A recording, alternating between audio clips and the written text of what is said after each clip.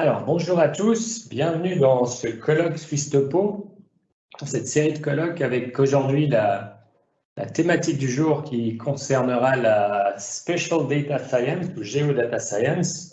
Et puis, ce qu'on a prévu pour vous au programme aujourd'hui, c'est d'un peu regarder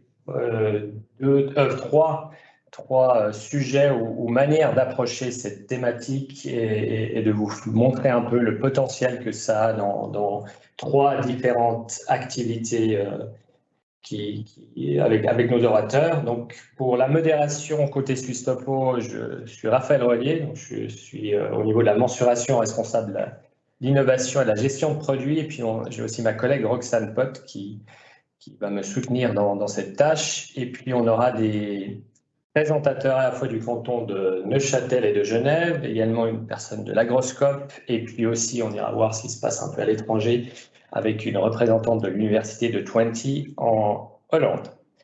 Ce qu'on vous propose également, c'est de vous connecter sur Slido pour avoir une session interactive à la fois nous permettant d'interagir avec vous et puis vous aussi de nous poser des questions. Donc, tout au long des présentations de nos orateurs, je vous prie de bien vouloir aller et utiliser Slido pour pouvoir poser vos questions. On prendra suffisamment de temps pour pouvoir y répondre après chaque présentation. Et puis, on a également mis à disposition du temps à la fin pour compléter ça. Donc, c'est soit sous Slido, enfin slide.do, avec le code que vous voyez en dessous, là, 56 81 45. Ou alors, vous pouvez simplement scanner le QR code avec votre smartphone. Je pense qu'on utilise cette application Slido depuis un moment, donc j'espère que ça soit assez simple pour tout le monde de l'utiliser. Et puis, j'ai une première question qu'on voulait vous poser, qui est la suivante. Dans les prochaines années, quel sera l'impact de la data science sur votre manière de travailler? Si vous pouvez prendre un peu de temps pour répondre à cette question sur Slido, ça nous intéresse fortement d'avoir votre opinion sur en quoi votre tâche et vos tâches actuelles vont évoluer en faisant appel à la data science. Voilà. En ce qui concerne le programme du jour, donc comme je disais, on a trois intervenants aujourd'hui qui vont vous montrer le potentiel d'utiliser ces technologies. Le premier intervenant travaille à l'Agroscope, il s'appelle Helge Hassan et il va parler de la classification des cultures agricoles. Le deuxième intervenant, ou les deux intervenants pour le deuxième sujet qui font partie de cette initiative Suisse Territorial Data Lab, où on a pris un projet exploratoire qui consiste à faire l'inventaire des arbres isolés. Et donc, on va vous présenter les résultats de ce projet qui a été effectué ces 8 derniers mois. Et puis, finalement, on va aller en Afrique, notamment pour aller voir comment on peut effectuer des relevés cadastrales de manière plus automatisée ou simplifiée dans ces pays-là. Et puis, ce sera la professeure Mila Coeva de l'Université de Twente qui va nous présenter cela. Maintenant, avant de passer à mon premier intervenant, je voulais profiter de l'occasion de ce colloque pour montrer un peu les initiatives qui se sont mises en place à l'échelle fédérale et cantonale sur le thème de la data science, puisque la thématique est importante et elle a commencé l'année dernière à s'organiser, on va dire, ou en tout cas d'avoir des instances de coordination. La première instance que je voulais mentionner, c'est la mise en place d'un réseau au niveau fédéral qui s'appelle cnai.ch. Pour ceux qui veulent en savoir plus, un site internet a été mis en ligne en fin d'année dernière, donc pour Competence Network for Artificial Intelligence. Et puis, un des premiers produits, ou en tout cas sujets sur lesquels ils sont attaqués, consistait à répertorier toutes les activités et projets en lien avec la data science au niveau fédéral. Donc, si vous avez un intérêt à voir et à comprendre ce qui se passe actuellement, vous pouvez aller visiter ce site. Donc, il y a des représentants de tous les offices, et notamment Suisse Topo également, par l'intermédiaire de Tobias Kellenberger, impliqué et actif dans ce groupe, de ce réseau au niveau national. Ensuite, on a constitué un autre groupe plus spécifique à ce qui nous intéresse ici, c'est-à-dire la Geodata Science, avec un groupe de travail au niveau du Coordinationsorgan für Geoinformation des Bundes, donc le fameux GKG, où on a, comme vous le voyez ici, les intervenants suivants. Suisse Topo, qui a le lead pour la coordination et l'organisation, mais on a également l'Agroscope, qu'on aura aujourd'hui avec l'intermédiaire d'Elguet pour une présentation. On a Arma Suisse, qui est dans ce groupe de travail, l'Office fédéral de la statistique, l'Office fédéral de l'énergie, et également 2 représentants des cantons au travers de la conférence cantonale de géomatique et du cadastre, le KDK. Et puis dans ce groupe de travail, les premiers objectifs définis cette année, c'est notamment d'essayer de développer un roadmap finalement et de voir quelles sont les thématiques importantes dans lesquelles la data science peut avoir un impact. Donc on essaie de tracer un peu un chemin comme ça sur cette thématique et puis partager ensemble l'expérience que chacun d'entre nous acquiert. Et puis, finalement, un troisième outil ou moyen d'expérimenter, celui-là, c'est le Swiss Territorial Data Lab, qui est une mesure de la nouvelle stratégie suisse pour la géoinformation, le SGS. Et puis, l'objectif, c'est d'avoir un bac à sable pour pouvoir tester les choses avant de pouvoir éventuellement les mettre en production si les résultats sont concluants, avec l'unicité de cette initiative qui consiste à mettre ensemble et travailler en forme de co-création, à la fois avec des représentants du canton et de la confédération. C'est ce que vous verrez d'ailleurs dans l'exemple illustré des arbres, où on a mis ensemble un groupe d'experts et métiers et experts en compétences data science pour travailler sur cette thématique. Là aussi, si vous souhaitez avoir plus d'informations sur les projets en cours et ce qui a été fait, ou si vous voulez vous approprier des projets, il y a un site internet, le stdl.ch, où vous pouvez avoir toutes les informations nécessaires. Voilà, alors avant de passer la parole à mon premier orateur, je voulais passer sur l'application Slido pour voir un peu ce qui en ressort. Donc la question avait été posée de savoir l'impact que vous pensiez que la Geodata Science pouvait avoir sur votre manière de travailler. Donc on voit qu'en grande partie l'impact 4, donc il est assez grand finalement, une grande partie des gens pensent que l'impact est fort, voire très fort pour 24% des gens. Et puis, il y en a très peu qui pensent qu'il n'y a aucun impact, et après certains qui identifient un impact moins grand. Donc, c'est intéressant comme résultat, et je pense que ça correspond bien aussi au fait que certains métiers, certaines manières de travailler, certains processus sont beaucoup plus facilement optimisables avec la data science. En tout cas, on peut aider, et d'autres tâches sont beaucoup plus complexes. Mais on voit effectivement que majoritairement, les gens pensent qu'il y a un impact assez grand sur l'utilisation de ces nouvelles technologies. Et donc, voilà, ça nous réconforte aussi dans l'idée de continuer à explorer, à observer, à voir les limites aussi d'ailleurs de cette technologie. Parfait. Alors maintenant, je vais vous lancer une deuxième question. Roxane, si tu peux mettre la question suivante, peut-être. Voilà, donc pour introduire mon deuxième orateur, on avait aussi qui parlera donc de la culture et de l'utilisation des données satellitaires pour la culture. On souhaitait vous poser la question concernant le paysage de la Suisse, que voudriez-vous savoir ou quantifier? Donc, je vous laisserai y répondre tout au long de sa présentation, puisqu'elle vous permettra d'avoir des idées de ce qui est actuellement en train d'être fait et puis de pouvoir le compléter. Donc, notre prochain intervenant s'exprimera lui en allemand. Donc, on a essayé aussi d'avoir une diversité de langues avec français, allemand et puis à la fin également de l'anglais. Donc, Elguet, lui, rejoint l'Agroscope en fin d'année dernière pour créer une équipe responsable de la thématique Remote Sensing dans le domaine de l'agroécologie. Avant ça, il a travaillé à l'ETH à Zurich. Et puis, sa vision est d'améliorer la gestion durable du territoire avec une prise de décision informée en utilisant justement ces données, et notamment en sélectionnant des variétés de récolte optimales en fonction des conditions environnementales et d'améliorer la gestion de certaines zones agricoles. Donc, Elguet, je te passe la parole et je te laisse nous présenter ce projet enthousiasmant que tu es en train de faire. Ja, guten, guten Morgen von meiner Seite und danke, Raphael, für die einleitenden Worte. Ich wurde ja gebeten, auf Deutsch vorzutragen, deswegen mache ich das sehr gerne. Also zunächst mal, ich bin Helge Osen von Agroscope, dem Schweizer Exzellenzcenter für landwirtschaftliche Fragestellungen. Und ich möchte heute eigentlich etwas vorstellen, was sehr gut zu auch dem Thema dieses Symposiums passt, nämlich was sind Erfolgsfaktoren für Spatial Data Science? Und wir haben bei Agroscope gerade eine sehr interessante Situation, denn bei Agroscope ist jetzt eine neue Forschungsgruppe oder ein neues Forschungsteam ins Leben gerufen worden, die sich mit der Fernerkundung in den Agrarlandschaften beschäftigen soll.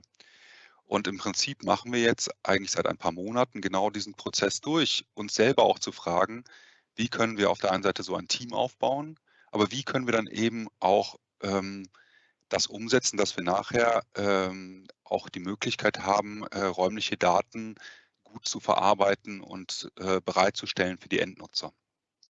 Und in diesem Prozess möchte ich heute einen kleinen Einblick geben und genau, habe den Vortrag jetzt einfach mal Fernerkundung zur Adressierung von agrarökologischen Fragestellungen genannt.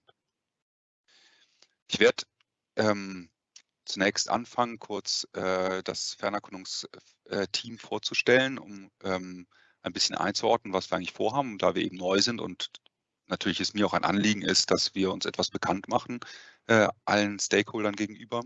Dann möchte ich eben darauf eingehen, wie wir unser Spatial Data Science Projekt aufgleisen, also wie wir eine Fernerkundungsplattform bei uns im Haus aufsetzen wollen und möchte dann als letztes eben auf diese Klassifikation von Agrarlandschaften eingehen als eine Art Case Study. Ich fange direkt erstmal an mit einer kleinen Definition. Was bedeutet eigentlich Agrarökologie? Also wenn wir Fernerkundung für Agrarökologie machen wollen, dann möchten wir eigentlich die Verbindungen und die Interaktion zwischen Pflanzen, Tieren, Menschen und ihrer Umwelt untersuchen. Und dann im Agrarkontext wollen wir eben uns angucken, ja, wie ist denn die Balance zwischen diesen, wie ist die Interaktion im Kontext von landwirtschaftlicher Produktion? Und dieses Bild sieht jetzt hier sehr, sehr schön aus und ja, könnte man sich fast an die Wand hängen, wirklich als Bild. Aber wenn wir jetzt mal wirklich in die Landschaft der Schweiz hineingehen und uns angucken, wie sieht das eigentlich in der Schweiz aus, dann sehen wir eben, dass diese Interaktionen extrem ja, wichtig auch für die Schweizer Landschaft sind. Also wenn wir uns jetzt hier mal dieses Bild aus dem Rheintal angucken, dann können wir sehen, dass hier eben intensiv genutzte landwirtschaftliche Fläche direkt neben Gewässern stattfindet. Dann etwas Weide ähm, Nutzung auch quasi direkt im unmittelbaren, ja, in der unmittelbaren Umgebung auch von mehr naturnaher Fläche wie Wäldern stattfindet, dass wir deutlich starke Topografie hier haben, ähm, an denen dann auch oben alpine Nutzung stattfindet, also Weide zum Beispiel. Dann sehen wir, dass hier auch eben Siedlungen natürlich mit in der Agrarlandschaft drin sind. Und dann haben wir natürlich auch Verkehr und all das. Und das bedeutet, wir haben hier auf einem sehr, sehr kleinen Raum viele verschiedene Landnutzungen, die sich natürlich auch gegenseitig beeinflussen. Ähm, und natürlich dann auch herausgefunden oder die Frage ist ja, wie zum Beispiel beeinflusst jetzt die Landwirtschaft unsere Umwelt oder auch umgekehrt? Und dann, ich habe hier mal ein paar so Stichwörter auf die rechte Seite geschrieben. Wie verändert sich die Landnutzung über die Zeit? Was ist der Einfluss von dem Klimawandel auf unsere Agrarsysteme? Also Stichwort Resilienz beispielsweise und Nachhaltigkeit da. Dann, wie beeinflussen landwirtschaftliche Praktiken eben unsere Umwelt? Und dann zum Schluss natürlich auch, ja, wie funktionieren eigentlich die Prozesse in unserer Umwelt im Allgemeinen? Also Kontext von zum Beispiel Grundlagenforschung. Und dass man diesen Punkten etwas mehr auf den Grund gehen sollte, das wurde dann eben auch erkannt innerhalb von Agroscope. Deswegen wurde Ende letzten Jahres eigentlich das Agroscope Fernerkundungsteam ins Leben gerufen als was sozusagen ein Kompetenzcenter für Fernerkundung im agrarökologischen Kontext bereitstellen soll. Das Team arbeitet über räumliche und zeitliche Skalen hinweg. Also das sieht man ein bisschen hier oben angedeutet an den 4 Bildern. Wir arbeiten sowohl mit fest installierten Systemen in der Landschaft, die ein Dauermonitoring bereitstellen. Dann arbeiten wir mit Drohnensystemen, die kleinflächig Fernerkundungsanwendungen bereitstellen, zum Beispiel im Kontext der Sortenprüfung. Dann gehen wir auch natürlich auf die Satellitenplattform und über diese werde ich heute am meisten sprechen, um überhaupt die gesamte Landschaft abdecken zu können.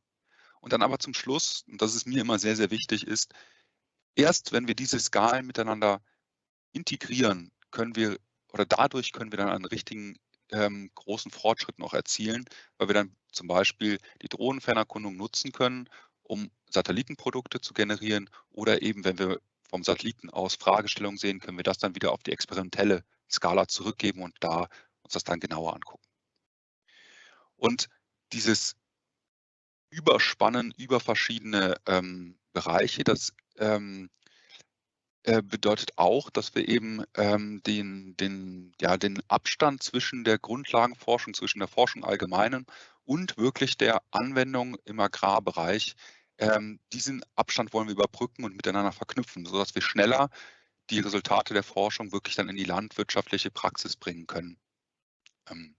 Und das ganze Team ist so aufgestellt, also wir sind eigentlich angegliedert in der Gruppe Gewässerschutz und Stoffflüsse, aber das Team ist so aufgestellt, dass wir eben über alle Agroscope-Divisionen überspannen, aber eben auch nach außen hin interagieren sollen, um so ein Netzwerk zu schaffen, um eben diese großen Herausforderungen, vor denen wir stehen, zu bewältigen. Wie wollen wir das Ganze jetzt machen? Also das Konzept von unserem Spatial Data Science Projekt, also der Remote Sensing Plattform, ist zunächst einmal müssen wir natürlich Infrastruktur bauen. Das bedeutet, wir brauchen Hardware, wir brauchen Software, die wir selber entwickeln.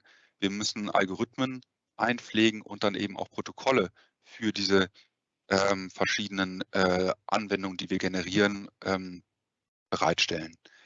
Ich werde da gleich noch ein paar mehr Worte zu verlieren und ein bisschen genauer reingehen. Aktuell bauen wir das alles bei uns on-premise, also bei uns im Haus selber auf, in einer Art ersten Ansatz. Und wie das dann weitergeht, das werden wir dann sehen in den nächsten Jahren, denke ich.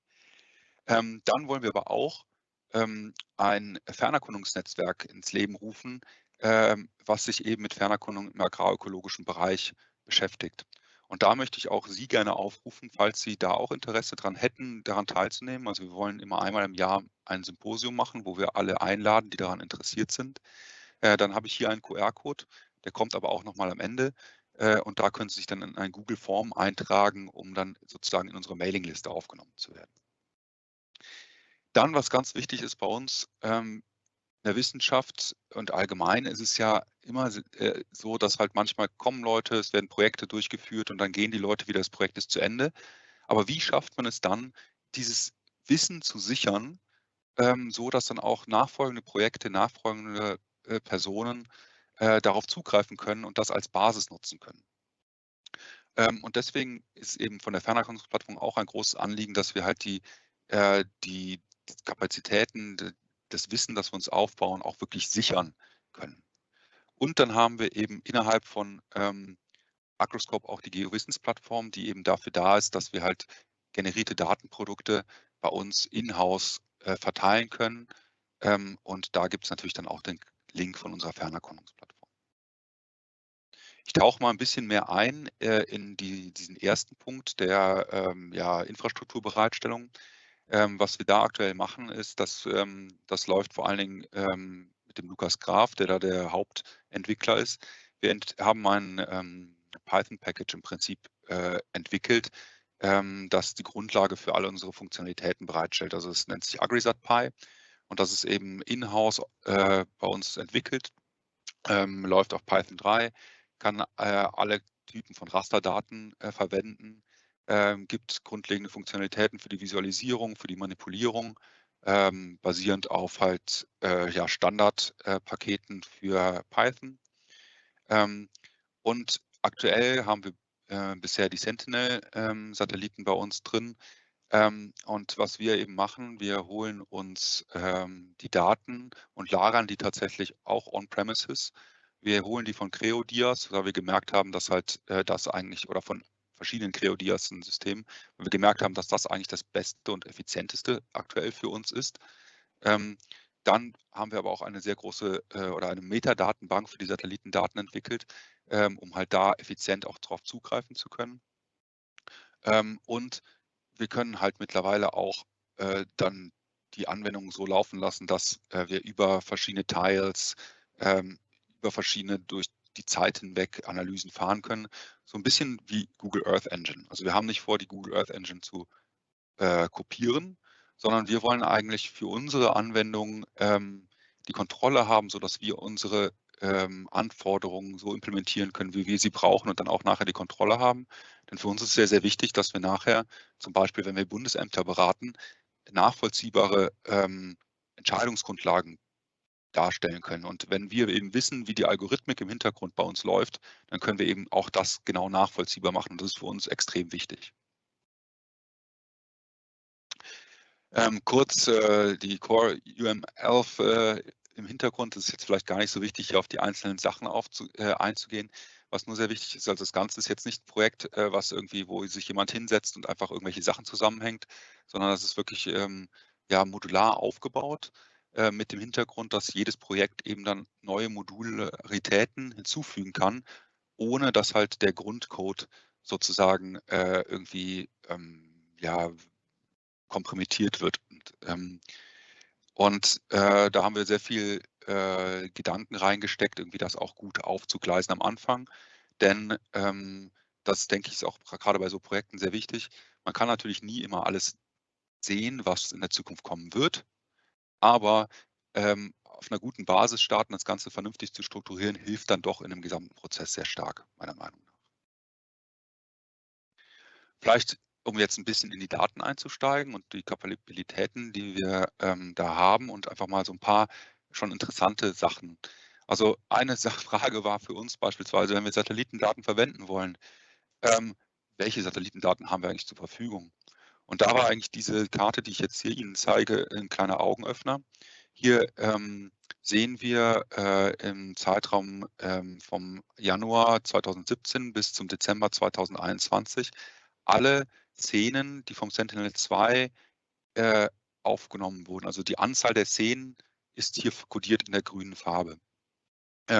Und dabei sind Szenen herausgenommen, die defekt waren oder die halt, wo wir Cloud Cover, also Wolkenbedeckung hatten und deswegen nichts gesehen haben. Und das Erste, was wir dann uns direkt aufgefallen ist hierbei, ist, dass dadurch, dass der Sentinel-2 eben verschiedene Orbits hat und je nachdem, wie die Orbits angelegt sind, haben wir eben in gewissen Regionen der Schweiz eine deutlich geringere Abdeckung als in anderen.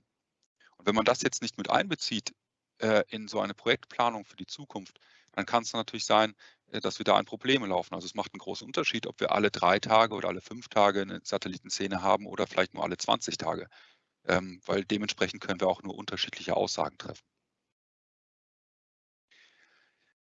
Der zweite Schritt, den wir dann gemacht haben, ist, dass wir halt eben basierend auf der Expertise, die wir bereits hatten und mit externen Partnern, Machine Learning-Ansätze implementiert haben, um erste biophysikalische Traits zu extrahieren.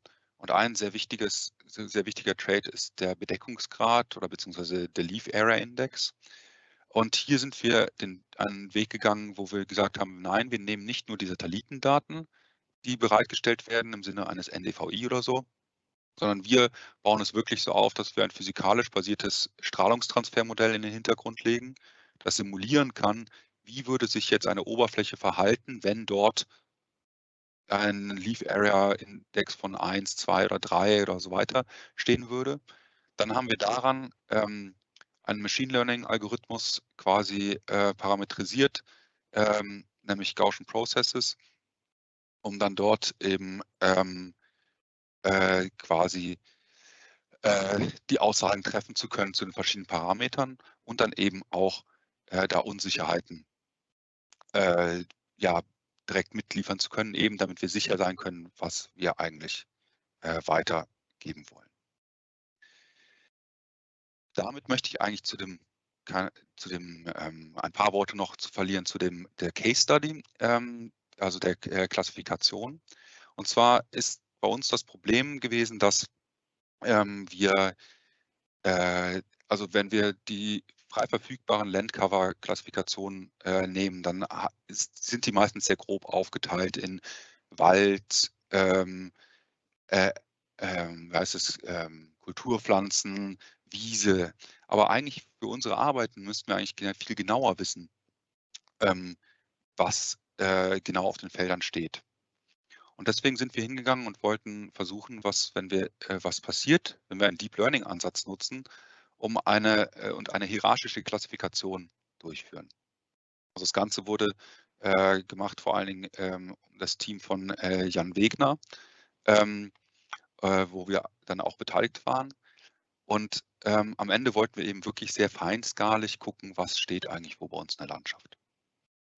Die absolute Grundlage, um das zu machen, war allerdings, dass wir erstmal einen riesen Datensatz zusammensetzen, damit wir den als Trainingsdaten verwenden können.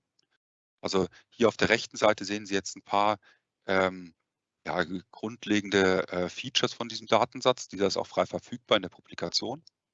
Und wir haben uns da also wir nennen das den Theory Crop Dataset 2019, wo eben alle diese Informationen zusammengenommen wurden. Also insgesamt hatten wir dann 116.000 Field Instances mit Informationen über die Feldgrenzen der Hauptkultur, die da draufsteht und so weiter. Und wir haben die Daten von Bundesamt für Landwirtschaft zur Verfügung gestellt bekommen, aber es war natürlich noch sehr, sehr viel Arbeit, dann die auch wirklich so aufzubereiten, dass wir die nutzen konnten. Kurzer Einblick dann, wie wurde die Architektur dazu gebaut. Das ist eben dann ein Multistage Convolutional Star Network für die Leute, die sich damit sehr gut auskennen. Und der Trick dabei war eben dann diese Hierarchie, die Sie auf der linken Seite sehen, eben auch in diesem Netzwerk zu repräsentieren.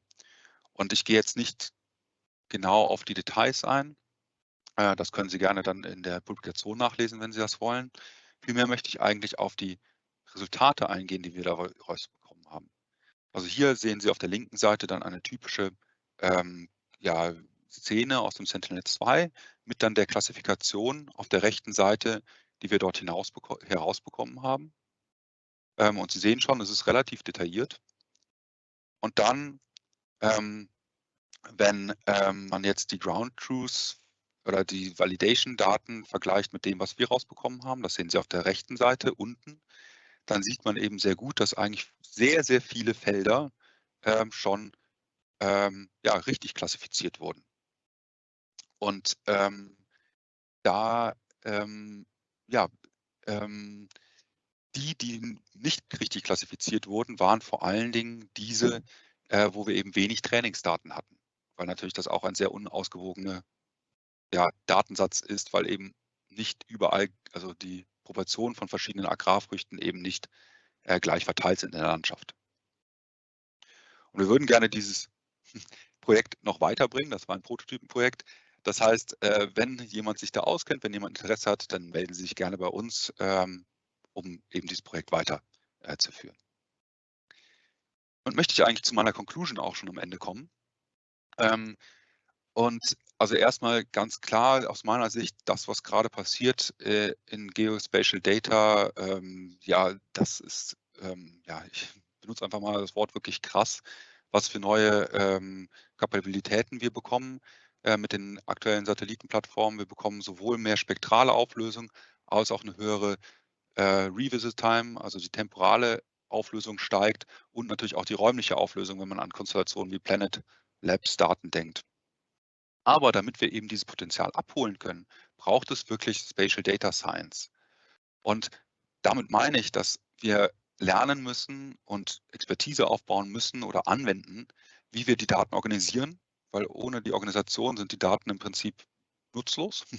Dann müssen wir lernen, wie wir Daten interpretieren. Und da kommen dann Algorithmen, maschinelle Lernalgorithmen beispielsweise, zusammen mit aber auch den Domäne-Experten, weil die brauchen wir auf jeden Fall auch, um die Daten vernünftig zu interpretieren. Und am Ende muss es natürlich auch so sein, dass die Datenprodukte, die wir generieren, müssen dann natürlich auch publiziert werden und benutzbar gemacht werden. Und auch das wird oft vergessen, aber ist auch ein wichtiger Schritt hier. Und vielleicht, was sehe ich so dann als die Hauptzutaten, damit halt solche Produkte funktionieren oder solche Projekte funktionieren können. Also für mich das A und O sind wirklich motivierte und gut ausgebildete Mitarbeiter. Da sollten wir auf jeden Fall weiter einen Fokus drauf legen, die auszubilden sozusagen. Dann, wir brauchen Daten und damit meine ich vor allen Dingen organisierte Daten, auf die man zugreifen kann, aber eben auch Trainingsdaten, die überall verstreut rumliegen, aber die müssten zugänglicher gemacht werden. Also die meiste Zeit bei unseren Projekten geht dabei drauf, die Trainingsdaten so zusammenzustellen, dass wir sie verwenden können. Oder ein großer Teil der Zeit, sagen wir es mal so. Und es braucht natürlich die Interaktion mit den Stakeholdern, damit man auch sieht, wie sinnvoll ist eigentlich das, was wir machen. Und ganz zum Schluss, das Ganze macht sich natürlich nicht von selber und ja, irgendwie muss das auch finanziert werden, solche Projekte. Und dementsprechend braucht es natürlich auch Funding, um sowas nach vorne zu bringen. Und mit dieser Conclusion danke ich für Ihre Aufmerksamkeit und wie gesagt, wenn Sie weiter informiert werden wollen, dann besuchen Sie gerne den Link hinter dem QR-Code oder schreiben mir eine E-Mail. Vielen Dank. Okay, danke schön, Helge. Und vielleicht du kannst am ersten die Ergebnisse, die Frage kommentiert. Vielleicht du kannst, ich glaube, dass die Ergebnisse sehen. Noch kann ich sie nicht sehen. Okay. Vielleicht könntet ihr die teilen auf dem Screen, dann können Sie auch alle sehen. Ich mache es wieder. Und jetzt? Ja, jetzt sehe ich es. Okay. Ja, sehr spannend. Das freut mich, dass erstmal vielen Dank für alle, die hier teilgenommen haben. Das ist für mich ja auch sehr sinnvoll, weil natürlich wir auch immer weiter Projekte entwickeln wollen, gerne bei uns. Und dass da die Bodenbedeckung als ein Hauptthema herausgekommen ist, das ist sehr spannend, denn das haben wir auch identifiziert, weil es natürlich mit ganz vielen Faktoren zusammenhängt. Es fängt bei der Produktivitätsabschätzung an und geht weiter in Richtung Erosionsgefährdung beispielsweise. Also von daher, ja, sehr spannend, dass das auch von hier der Audienz als ein sehr wichtiges Thema genommen wird. Genau, da sehe ich auch schon Erosion weiter, dass da ja auch dazu passt. Dann sehe ich eben auch mehrere Themen, die sich mit dem Boden zu tun haben. Auch extrem eine wichtige Ressource, denn auf dem Boden, wenn wir an Landwirtschaft denken, der Boden begründet ja jedes landwirtschaftliche Wachstum und hat enorme Einfluss auf die ökophysiologischen Prozesse, die ablaufen. Also auch sehr wichtig. Dann sehe ich noch als ein großes Thema eben die Bautätigkeit. Genau, wo entwickelt sich eigentlich unsere Siedlung in eventuell auch die landwirtschaftliche Fläche rein? Spannend. Dann sehe ich noch Biodiversität, genau, was da auch mit dazu hängt. Eben die Veränderung in der Landwirtschaft, die Versiedlung, Landschaftsentwicklung. Ja, also sehr, sehr spannend, auch die Bodenfeuchte, genau. Ja, spannend. Also das ist ein toller Input auch für uns, das so mitzunehmen. Denn natürlich, ich meine, wir sind ja auch sozusagen dafür da, sinnvolle Projekte zu machen. Und wenn auch da vielleicht direkt als Handreichung sozusagen, wenn Sie da konkrete Fragen haben, die wir eventuell beantworten können, dann auch da kommen Sie gerne mit uns in Kontakt und dann können wir uns das gerne angucken. Sehr spannend. Ja, das freut mich. Danke. Ich glaube, wir haben keine Fragen jetzt, so wir können weitergehen. Gerne. Dann vielen Dank für die Aufmerksamkeit. Wenn du hast schon Fragen, du kannst auch das machen und wir nehmen andere Fragen am Ende der Kolloquium. Alors, le suivant, ensuite en français pour une intervention sur pour vous présenter l'inventaire automatique des arbres isolés, donc un projet qui a été fait au travers du Swiss Territorial Data Lab. Puis on a deux experts ce matin qui vont nous présenter les résultats. Donc on a d'abord Marc Triedo qui lui travaille au canton de Neuchâtel. Donc Marc Triedo est titulaire d'un master en géomatique de l'EPFL de Lausanne. Il a ensuite travaillé dans le privé, dans la recherche, notamment au laboratoire SIG de l'EPFL, pour ensuite venir au canton de Neuchâtel, où il dirige l'équipe SIG de l'État de Neuchâtel depuis 2002. Et c'est un des plus grands fans de LIDAR, de l'analyse spatiale, de la cartographie web, et il met son énergie à exploiter tout le potentiel des SIG.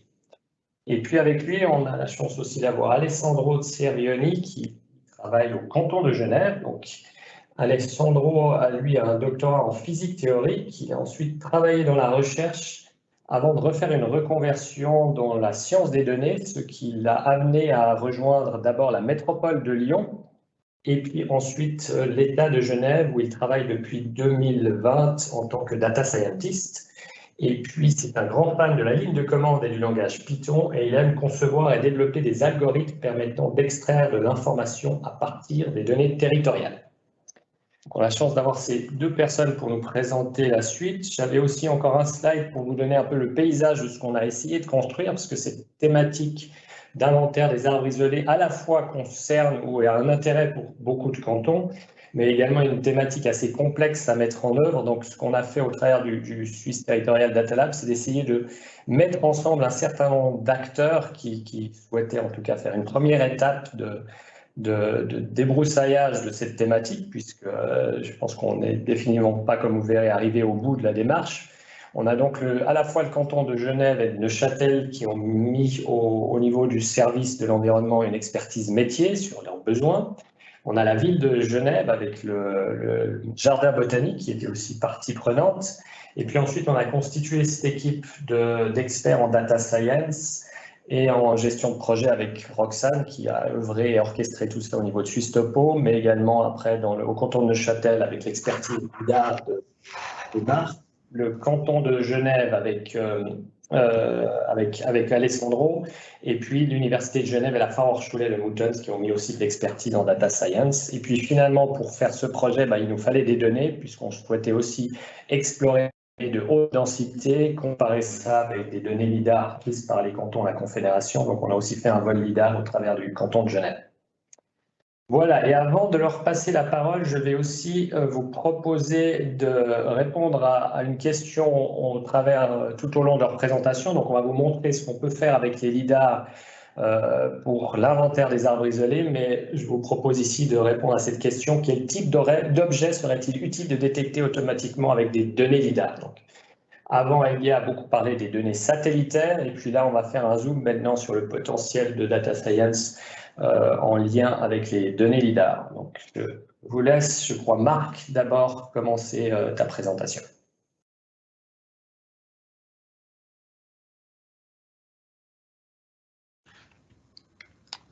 Merci Raphaël pour cette introduction. Donc, on va vous présenter en à peu près une vingtaine de minutes ce qu'on a fait dans ce contexte de détection des arbres isolés pour les services forestiers. Donc, quand on voit cette image en fait faite dans la forêt, on imagine bien le défi pour les cartographes de représenter ces objets complexes que sont les arbres et les forêts. En fait, si on veut aussi déterminer des caractéristiques comme le diamètre, la hauteur, la couronne, le volume de bois sur pied. Donc, c'est un vrai défi pour les cartographes. C'est quelque chose de nettement plus complexe que de cartographier des bâtiments ou des parcelles. Donc, c'est un défi extrêmement intéressant. Donc, heureusement, les technologies géomatiques ont passablement évolué ces 20 dernières années, notamment avec le LIDAR, qui permet d'avoir une capacité de pénétration, en fait, et puis de cartographier de mieux en mieux ces objets. Donc, je ne pense pas que j'ai besoin de convaincre beaucoup de monde sur le rôle crucial qu'ont les arbres, en fait, que ce soit pour le climat, pour la protection contre les dangers naturels, pour protéger la biodiversité, mais aussi pour nous produire des ressources. Donc, c'est vraiment quelque chose de crucial actuellement et aussi pour le futur. Donc, il y a beaucoup d'inventaires qui se font à l'échelle globale et aussi à l'échelle plus régionale. Donc, il y a une étude récente de Yale qui a été publiée qui qui a réussi à déterminer qu'il y avait à peu près 3000 milliards d'arbres sur la Terre, donc à peu près 400 arbres par habitant. Pour la Suisse, en fait, l'Institut VSL a estimé la population à 500 milliards d'arbres. Et puis à Genève et à Neuchâtel, nous avons en fait aussi fait des inventaires. Donc une estimation à 1 million d'arbres pour Genève, et puis à Neuchâtel, donc on a calculé sur la base justement des données LIDAR qu'il y avait environ 6 millions d'arbres. Alors on utilise l'imagerie satellitaire, aérienne, le radar, et surtout maintenant le LIDAR qui prend une importance, je dirais, cruciale pour tout ce qui est inventaire forestier et détermination d'éléments sur les arbres, puisque avec le LIDAR, on peut, pour la première fois, commencer à aller à l'arbre individuel et puis essayer de déterminer les sommets, les troncs, les hauteurs, les couronnes, diamètres et l'essence, aussi en combinant ça avec l'imagerie hyperspectrale. Donc le but de ce projet, c'est de voir comment et quels algorithmes on peut valoriser donc ces données LIDAR et ces images hyperspectrales pour inventorier à l'échelle locale nos arbres et donc de gérer ce patrimoine essentiel. Concernant l'importance du LIDAR, donc on voit que les couvertures nationales et locales se multiplient. Donc là, j'ai pris juste quelques exemples donc, qui sont parlants. Donc, le premier, c'est les États-Unis, avec ce projet qui est complètement faramineux de couvrir l'entier des États-Unis avec du LIDAR haute résolution.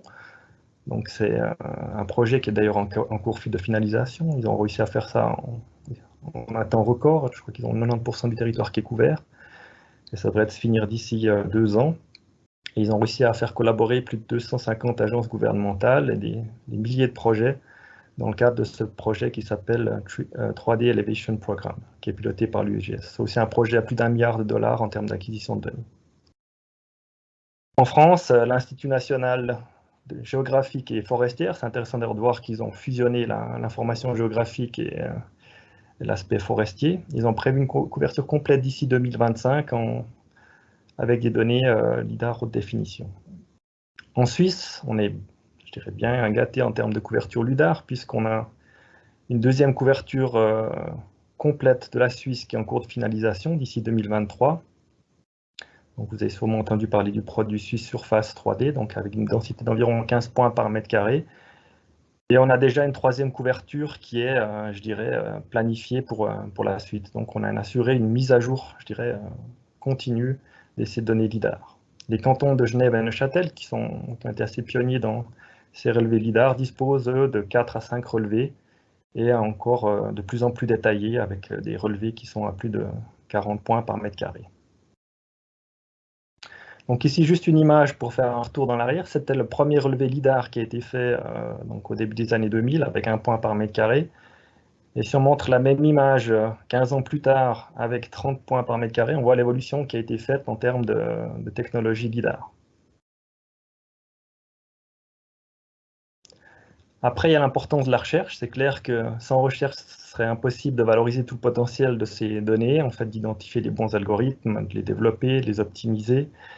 Et puis il y a déjà 2 thèses, je dirais, en tout cas en Suisse romande, il y en a sûrement beaucoup d'autres qui ont été faites en Suisse, donc qui ont attaqué cette problématique d'utiliser des données LIDAR pour faire des inventaires forestiers.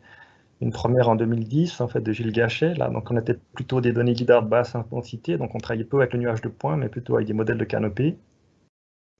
Ensuite, il y a la thèse plus récente de Mathieu Parcan, donc une thèse brillante, je vous invite à lire, et il y a les liens sur les thèses donc, dans ma présentation. Là, on travaille déjà plutôt avec des données de densité moyenne, voire élevée, en fait, beaucoup dans le nuage de points et aussi combiné avec l'imagerie hyperspectrale. Et puis, il a développé une librairie open source qui s'appelle Digital Forestry Toolbox, qu'on a aussi utilisé dans le cadre de notre projet STDL. Donc, le projet STDL, je le vois un peu comme une continuation, en fait, de ce champ de recherche qui occupe aussi des centaines de chercheurs à travers le monde, en fait, avec cette nouveauté qu'on a, d'une part, des exigences encore plus élevées en termes de rendu souhaités par les forestiers et les gestionnaires d'arbres.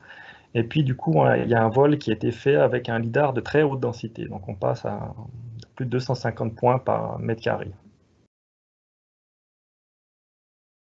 Donc, comment on le voit en fait sur ce schéma donc, issu de la thèse de Mathieu Parcan, c'est clair que la densité de points qu'on a par mètre carré a une influence prépondérante sur les traitements qu'on pourra faire sur ce lidar et les caractéristiques qu'on pourra sortir d'un arbre avec une densité faible. Donc ça, c'était les premiers relevés qui ont été faits. C'est sûr qu'on peut surtout avoir la canopée, mais on ne va pas pouvoir avoir des informations sur le tronc. Avec une densité moyenne, on peut commencer à travailler avec les nuages de points, et avec les densités élevées de plus de 30 points par mètre carré, on peut commencer à travailler essentiellement sur le nuage de points. Et si on a plus de 50 points par mètre carré, on peut commencer à essayer de détecter des informations sur les troncs, comme le diamètre par exemple, ou la position du tronc. Donc ici, une image en fait qui montre un peu ces différentes densités qu'on a. Donc une densité, je dirais, initiale du lidar qu'on a au début des années 2000 avec 1 point par mètre carré. On voit que c'est quand même encore relativement flou. On a à peu près une centaine de points par arbre. On a peu d'informations sur la structure. À partir de 25 points par mètre carré, ça c'est à peu près le produit suisse Surface 3D, donc de Suisse Topo. On a déjà 3000 points par arbre à peu près, donc on peut commencer à aller plus loin dans l'extraction d'informations. Et si on continue de l'augmentation de la densité, donc avec 50 points par mètre carré, qui est un peu les relevés qu'on a à Genève et Neuchâtel, pour l'instant les meilleurs, donc un pas de plus. Puis là, le relevé qui a été fait sur Genève, donc, avec 250 points par mètre carré, à près de 30 000 points en fait, pour un arbre, et à peu près 1000 points sur le tronc. Donc là, c'est vraiment un pas de plus. Et on commence à parler big data, vu que là, on travaille aussi avec des milliards de points. Donc, un relevé LIDAR spécial a été fait à Genève avec un des meilleurs système LIDAR aérien du marché, donc les plus puissants. Et puis, on a réussi à obtenir une densité, donc, comme évoqué, de 250 points par mètre carré. Donc, ça fait 20 milliards de points pour 15 km². Donc, comme je disais, c'est du big data. Ces données, vous pouvez les consulter sur l'adresse qui est ici, donc il y a un géoportail qui permet de les voir. Puis en parallèle, il y a une vérité terrain qui a été faite, c'est-à-dire qu'il y a des levées de géomètres qui sont allés lever des positions des troncs sur 3 secteurs, je dirais, du plus simple au plus compliqué, pour qu'on puisse après utiliser les algorithmes et vérifier la fiabilité des algorithmes. On voit ici une coupe ici sur un secteur ici, et on voit donc le niveau de détail qu'on a avec ce relevé qui a été fait. Ensuite, c'est clair qu'un des pas importants en fait, pour pouvoir extraire de l'information sur les arbres, c'est de segmenter ce nuage de points. Donc ça revient à regrouper les points par arbre. Et pour ça, en fait, il y a des dizaines et des dizaines d'algorithmes. De nombreux chercheurs travaillent sur ces algorithmes. Et nous avons essentiellement utilisé 2 familles d'algorithmes, donc l'approche watershed pour des données de faible et moyenne densité, pour voir leur efficacité, c'est ce qu'on utilisait jusqu'à maintenant. Et maintenant, avec ces données beaucoup plus denses, à partir de 50 jusqu'à 200 points par mètre carré, on peut aller utiliser des algorithmes de trunk detection, c'est-à-dire qu'on va plutôt essayer de détecter le tronc et puis après d'associer les points en fait, autour de ce tronc. Donc voilà, je fais encore dernier slide avant de passer la parole à Alessandro. Donc c'est clair qu'à partir de cette segmentation et dès qu'on a identifié en fait des points qui appartiennent à un arbre, on va pouvoir commencer à lancer des algorithmes pour trouver la hauteur de la cime, l'angle du tronc, la position du tronc, et aussi, je dirais, une information extrêmement importante pour les forestiers, c'est le diamètre à hauteur de poitrine qui peut être traité à partir de ces données. Voilà, donc je vais maintenant passer la parole à Alessandro pour la suite. Déjà, donc, je peux dire bonjour à toutes et à tous. Et merci de me confirmer quand vous verrez mon écran. Oui, donc en fait, comme Marc l'a dit, après c'est bon maintenant. Non, pas encore là. Ça devait arriver bientôt. Voilà. Oui, bon. Voilà, ok, parfait. Oui, donc effectivement, comme Marc l'a dit,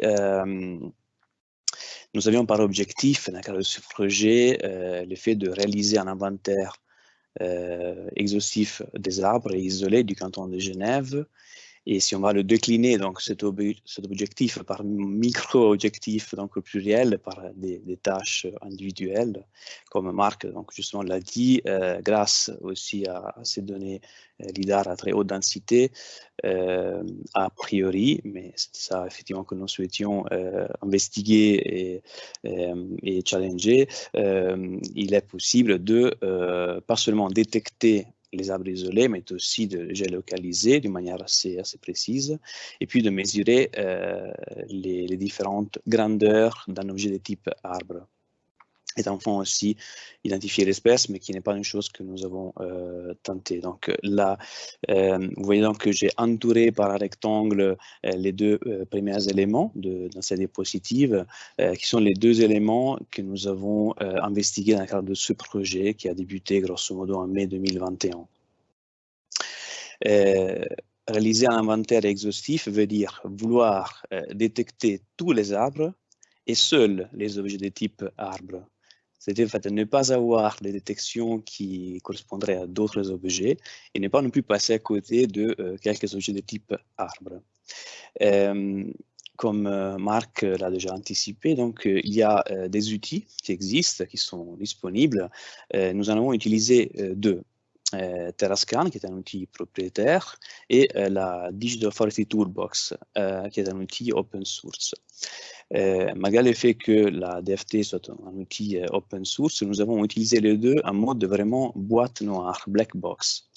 Et la dimension donc data science consiste à mettre en place un framework, un setup expérimental permettant de valider la qualité, la fiabilité des segmentations réalisées par ces deux outils à partir des nuages de points. Nous avons utilisé ces deux outils, on aurait pu en utiliser d'autres, on pourrait en utiliser d'autres. C'est vraiment une approche de type boîte noire. Il faut savoir qu'il n'y a pas une seule manière d'utiliser soit Terrascan, soit la DFT, mais les deux outils comportent tout un tas de paramètres qui sont à choisir, à décider. Afin de pouvoir optimiser ces paramètres ainsi que les éventuels pré-traitements à appliquer au nuage de points qui entrent, entre guillemets, brut, parce que on n'a jamais vraiment de la donnée vraiment brute, c'était des nuages de points déjà classifiés. Nous avons donc post-traité les segmentations issues de ces deux outils et nous avons conçu et développé un algorithme permettant d'évaluer la fiabilité de ces segmentations vis-à-vis de données ground truth, vérité terrain, qui, comme Marc l'a déjà dit, ont été acquises dans le cadre de ce projet par des levées géomètres, donc des données extrêmement précises, et jouant le rôle effectivement de données vérité terrain, de données de référence. À la suite de cette évaluation de ce calcul de métriques, nous avons pu, par un système de rétroaction, disons, revenir en arrière et voir comment ces mêmes métriques et sur la base de cette même comparaison avec les mêmes données, etc., donc les paramètres, les pré-traitements, quel impact ces deux éléments avaient sur la qualité des segmentations. On peut considérer le choix de l'outil, donc Terrascan, DFT, et de l'algorithme de segmentation, donc nous avons déjà parlé de Watershed ou Trunk, comme des paramètres entre autres. Quand on dit donc on va identifier les meilleurs paramètres, donc on cherche à optimiser les paramètres, il faut se mettre aussi d'accord sur la définition de meilleur. Donc meilleur vis-à-vis de quel objectif. Et c'est là-dedans que c'est la dimension métier qui intervient, l'expertise métier et l'échange entre les data scientists et les experts métiers visant encore une fois à se mettre d'accord.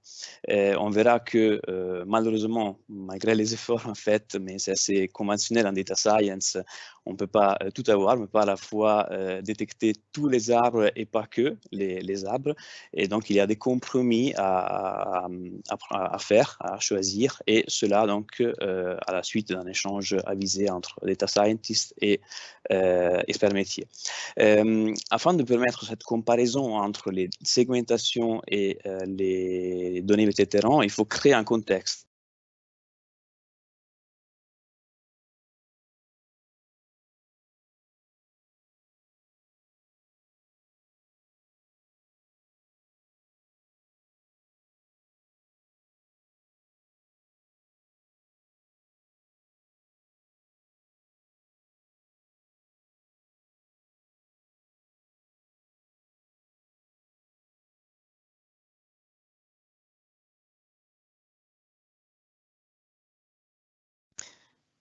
It seems we have lost our speaker. Mark, can you take over on the fly?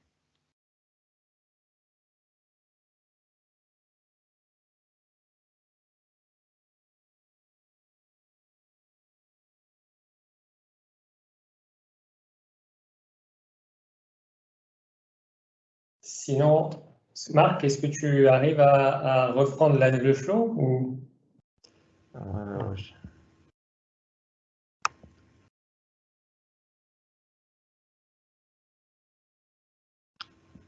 Parce que sinon, on passe à la présentation suivante et puis on reviendra par la suite.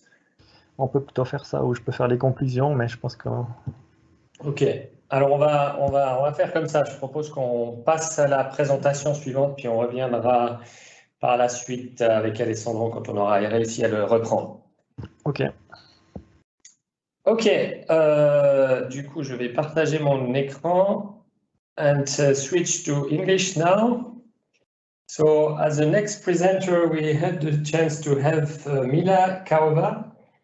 She's an associate professor at the University of Twente, and there her main research focused on the implementation of innovative spatial methods based on remotely sensed data, such as satellite, aerial data, or drone data in support of 3D urban modeling and cadastral application.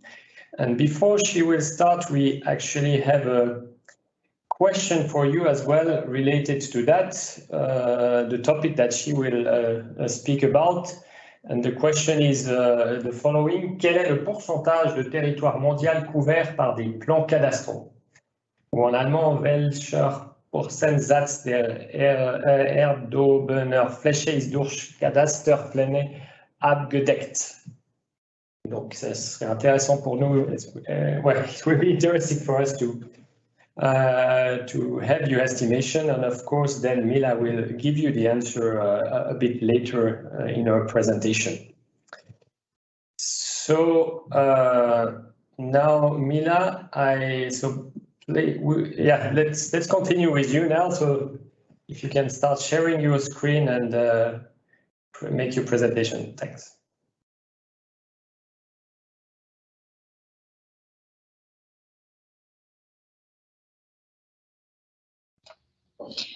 Okay, thank you very much, Rafael, for introducing me. And wait, let me start from the beginning, the slideshow. And thank you very much for inviting me for this Swiss Topo Colloquium. Also, thank you very much for all of you that were part of the Slido and gave the answer on the question. Today I will talk about innovative geospatial solutions for land rights mapping. And this is very essential question that I asked you, because the correct answer is 30%. So only 30% are really mapped in the world. So there is still 70% of the land rights that are not recorded in the world. And this is a problem. Also, as a set in the from the United Nations, the first goal of the Sustainable Development Goals, or Target 1.4, aims for equal rights and access to economic resources, or in other words, we aim for tenure security for all. So inspired by that fact, we aimed to develop innovative solutions to make our land rights mapping faster, cheaper, and easier. And with my presentation today, I will share with you our approach and how we were working on this problem in the recent years. Just Mila? Yes. I will not share my screen, but most of the people which have answered got it right, actually. 91% of the people which responded say 30%. So you have a well-aware audience about the issue. Yes, actually, this was a very good response. Yeah, there were only very few answers with different percentages. Yes, that is true. So most of you got it right. So most of you are aware of this problem. And I'm pretty sure that you will be curious to see how we are trying to solve it. That is the presentation today about. So as you know, in the past, mapping land parcels was part of our surveyor's job. So we were working with theodolites, total stations, and GNSS. And also nowadays we are working with this technology when we want to have a precise mapping of our land rights. However, having this high percentage of unmapped areas, we were thinking, how can we speed up this process? How can we map all these areas a bit faster, a bit more cheaper, and as accurate as possible? So the accuracy, not to put it on the first place, let's say. And these are the principles behind so-called fit-for-purpose land administration.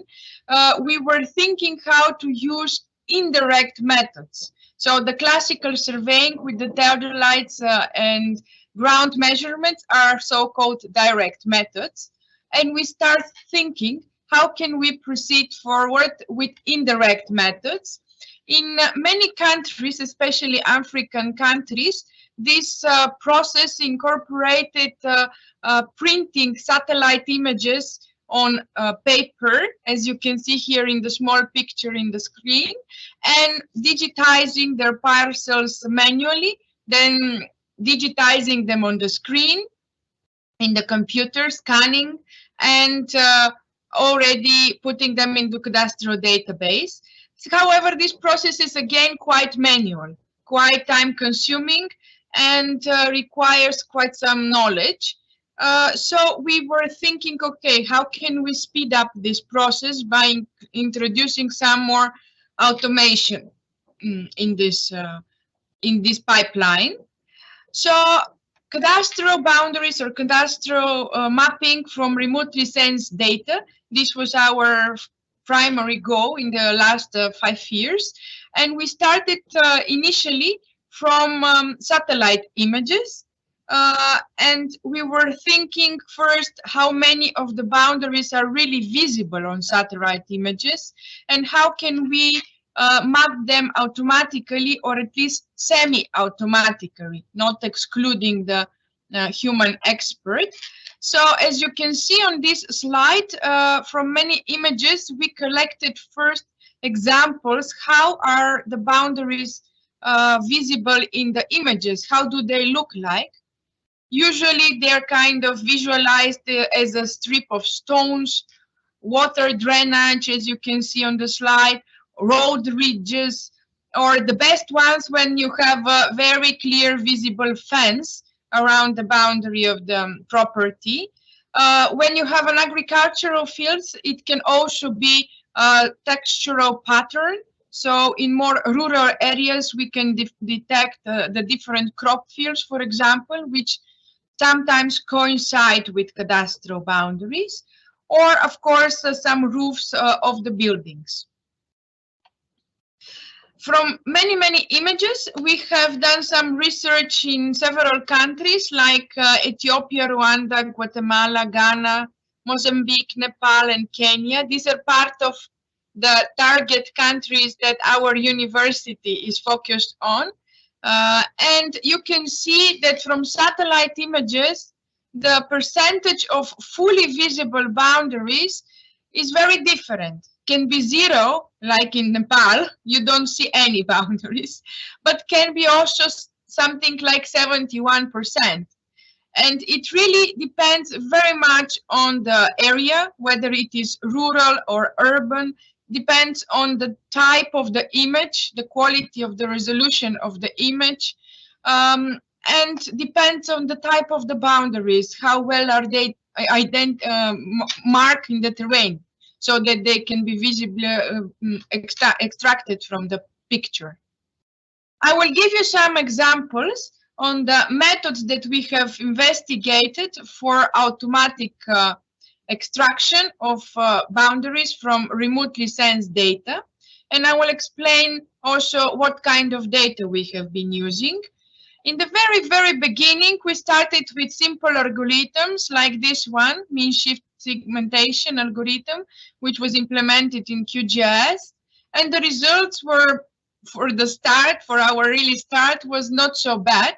We started with satellite images. You can see here some example from World View 2 image.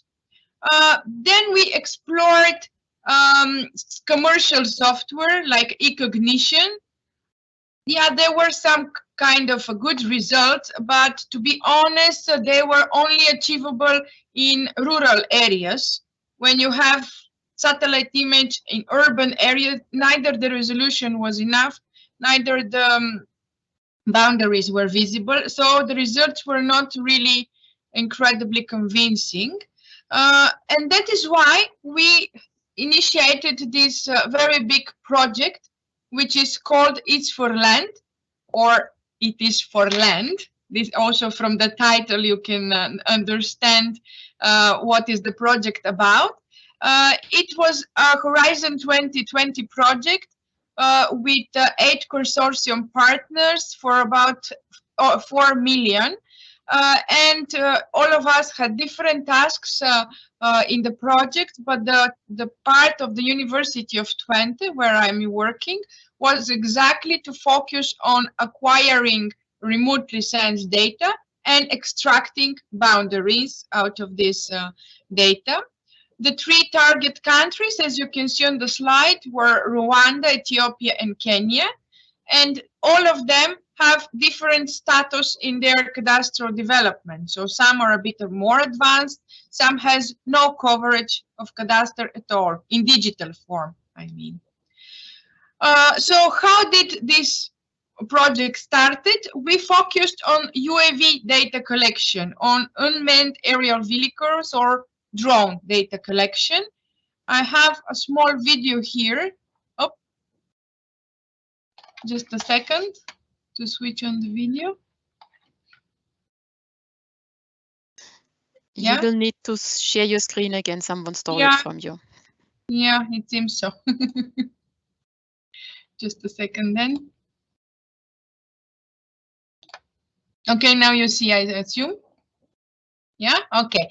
Now we can start this video, and you can see that as a first step, of course, we are marking some points on the ground, on the terrain, before measuring the points and before flying with the drones.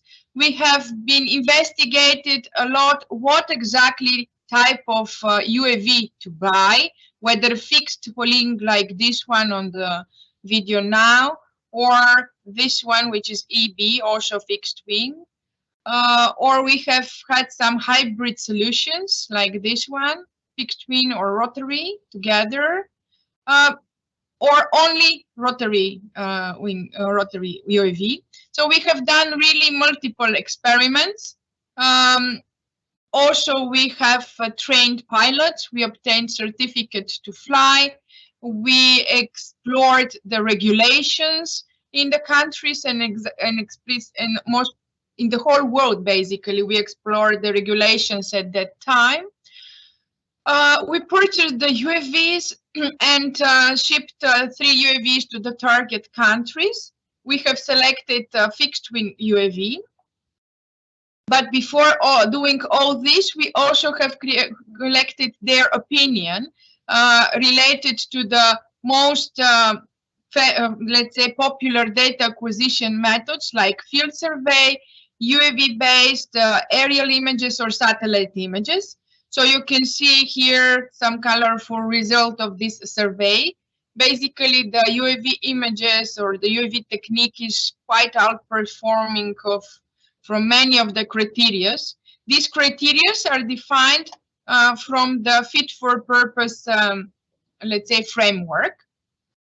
After we have explored all these UAVs, we also made some efforts to analyze what are the best photogrammetric configurations to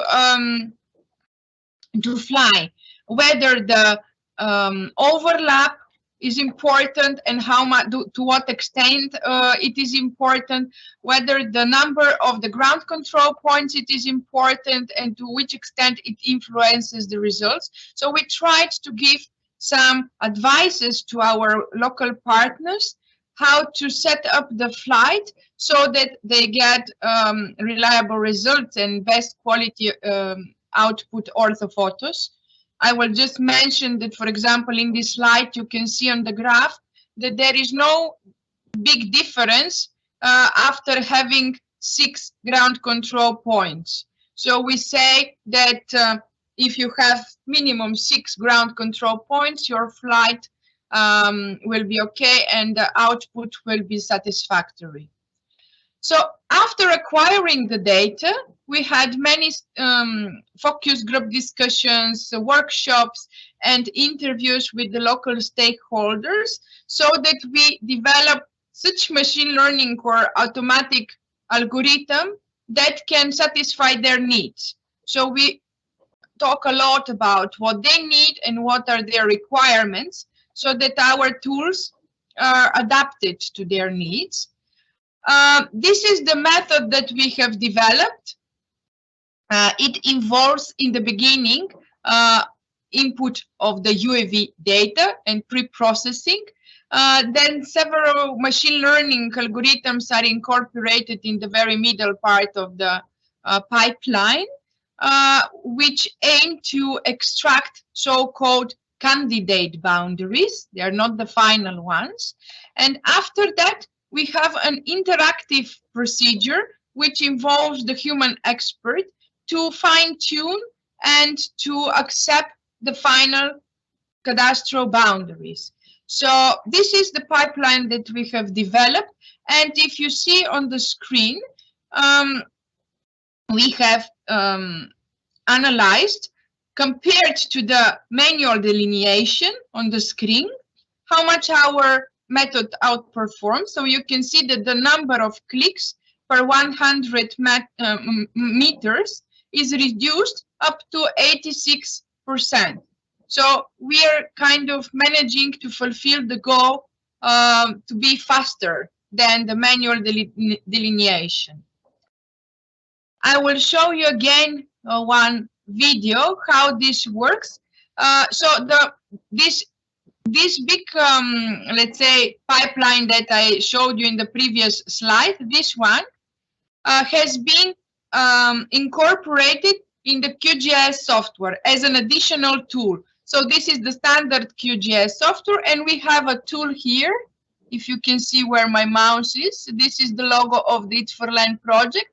So this tool is additionally developed to extract boundaries in a, let's say, faster way. I will play now the video, and you can see what is happening on the screen.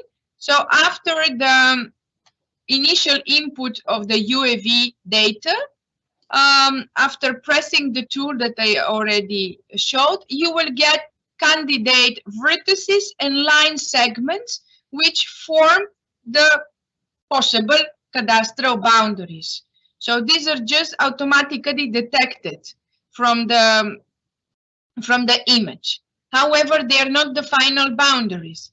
We have expert that is needed to look at them, and we provide to this expert these options for editing. Manual means that the expert can use the standard QGIS tools.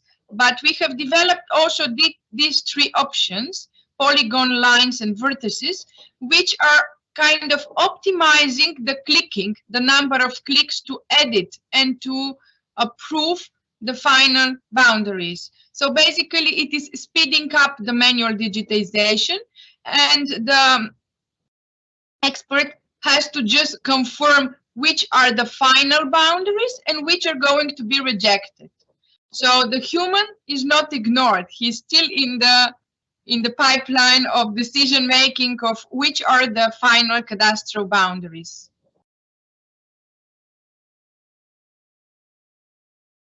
Yeah. Okay.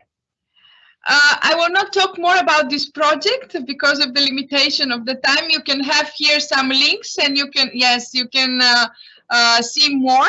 In the remaining time of this talk today, I want just to show you a little bit more on another approach, which is mobile mapping. And what we have done with this is basically work of my colleagues also here in our university. They have worked on mobile techniques to map boundaries using satellite images with 3 meters resolution or orthophotos with 30 centimeters, depending what is available in the target countries. They have used tablets, which also can be for the delineation of the boundary, but also to take picture of the owner. And also R1 and R2, these are devices of Trimble, which are giving a little bit better, helping to obtain a bit better accuracy than the integrated technique, which gives meters accuracy. So the software behind this application is a commercial software, Esri Collector, based on ArcGIS.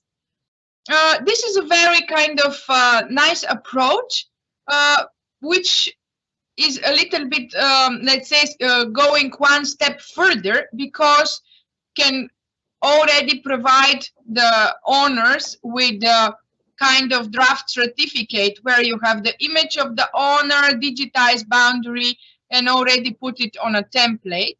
This work has been done in Colombia, but also in Kenya. You can see that local people have been educated how to work with these mobile mapping systems and to map their own boundaries. Also in Indonesia. In Indonesia, they have been using UAV images or drones, then a low-cost GNSS, and then digitizing on the tablets. And you can see the last picture shows that they have been signing already the final proof of certificate of their ownership. So thank you very much for your attention. I hope it was interesting for you, and I hope you have questions for me. Thanks, Mila. Thanks a lot for your presentation. I love your case that really show how when you have this huge challenge where you can apply innovative solutions to actually make it happen quicker, and also this combination between human and machine to make it effective. Especially when you talk about cadastral, you need a human at the end to check and make sure that that fits. However, you simplify that process. So far, there is no question for you, but we return back at the end of the colloquium to open question. There is some which have been coming in the meantime, but for other speakers. Now, what I propose, and again, I'm sorry for this challenge with the techniques, but we switch back to Alessandro. Donc, on va repartir sur la thématique des arbres isolés. Peut-être Alessandro, une, 2 minutes, tu nous remets dans le contexte et dans le cadre, et puis ensuite, je te propose que tu poursuis ta présentation depuis là où elle a été interrompue avant. Alors, je te laisse la parole et je te laisse également partager ton écran, mesdames. Merci et désolé vraiment tout le monde. J'espère que ça va tenir maintenant. Depuis de connecter mon deuxième écran et voilà, j'espère vraiment que je dois aller jusqu'au bout. Vous voyez mon écran avec le support? C'est tout bon, c'est bon. Ouais. C'est parfait, vous m'entendez aussi parce que vous répondez à mes questions et c'est rassurant. Alors, donc, j'essaie de récapituler très rapidement les objectifs. Donc, réaliser un inventaire exhaustif, donc trouver tous les arbres du canton de Genève, les arbres isolés, et que les objets, et seuls les objets de type arbre. Cet objectif peut se décomposer en plusieurs sous-tâches unitaires, plus ou moins unitaires. Dans le temps imparti, nous avons pu se concentrer sur les deux premières tâches, donc la détection et la géolocalisation du tronc avec un mètre de précision. Pour ce faire, nous avons utilisé deux outils sur l'étagère, Terrascan et la Digital Forestry Toolbox, qui ont été branchés, connectés à un framework, un setup expérimental qui a été conçu et mis en place par le STDL. Ce setup permet de évaluer la fiabilité des segmentations, donc les points du nuage de points qui sont colorés en fonction de leur appartenance à un même objet de type arbre. Okay? Donc la segmentation est mise en comparaison avec les données vérité terrain, donc les données levées par des géomètres sur un plan 2D.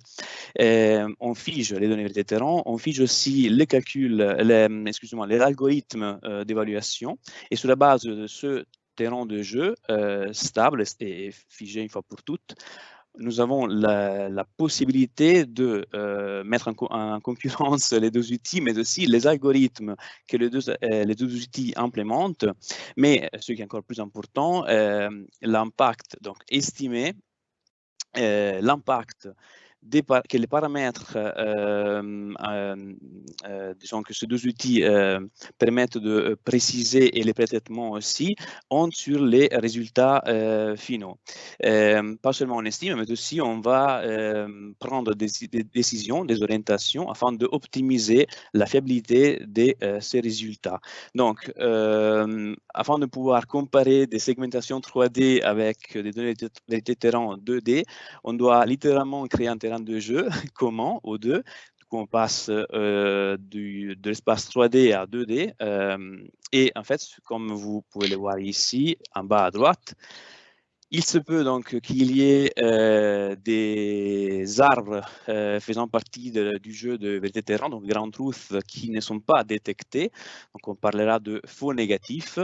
Il se peut qu'il y ait des détections comme celle-ci, effectuée par Terrascan, qui n'est pas confirmée par un arbre de vérité terrain. Donc on parlera de faux positifs. Mais heureusement, nous avons aussi des paires que nous arrivons à créer, donc des matchs entre des détections et des arbres de vérité terrain. Dans le cas le plus simple, comme on le voit ici, et donc c'est une manière de voir la même chose, nous pouvons donc créer un match, une paire entre une détection et un arbre de vérité terrain, du moment que les deux se trouvent à moins d'un mètre de distance, le mètre étant de la précision qui nous a été requise. Et alors, on peut classifier, donc taguer les deux objets comme étant des vrais positifs.